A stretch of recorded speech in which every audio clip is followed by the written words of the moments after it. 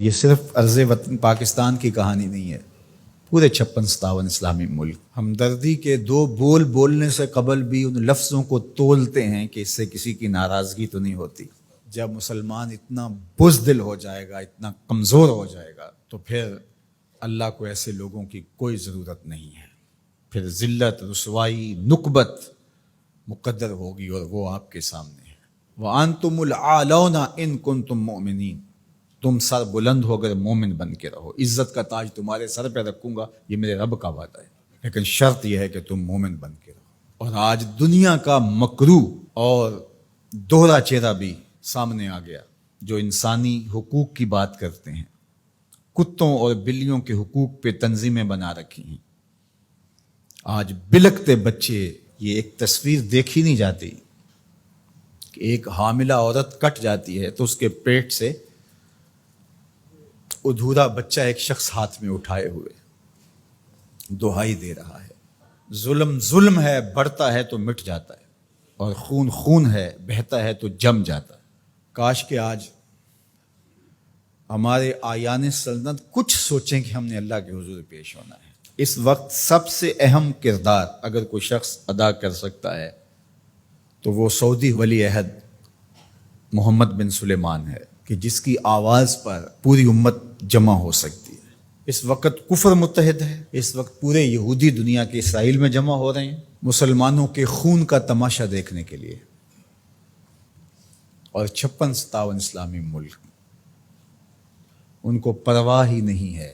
اس وقت کیا کیفیت ہوتی ہے جب ان کے بچے آواز دیتے ہیں، این انتم یا جنود المسلمین، اے مسلمانوں کے لشکروں کہاں ہو تم؟ کس طرح ان کو جواب دیں؟ ایک بیٹی نے آواز دی تھی، صرف ایک بیٹی نے، ناہید نام تھا اس کا، اور بدترین حکمران دنیا اسے مانتی، حجاج بن یوسف کو۔ ایسے جمعے کا خطبہ دے رہا تھا تو محراب کے پیچھے سے آوازیں بلند ہوئیں، تو اس نے پوچھا کیا ہوا؟ تو لوگوں نے بتایا کہ دیبل میں ایک کارواں کو راجہ داہر کے لوگوں نے لوٹ لیا ہے، تو یہ اس کی فریاد کر رہے ہیں، اور وہ ناہید نامی ایک لڑکی نے آواز دی ہے، میری مدد کو پہنچو۔ تو حجاج نے کہا تیری مدد ہو گئی، اور پھر محمد بن قاسم کو تیار کیا، اور پھر وہ قہر بن کے ٹوٹا، صرف ایک بیٹی کی آواز پہ۔ ایک بیٹی نے پکار دی۔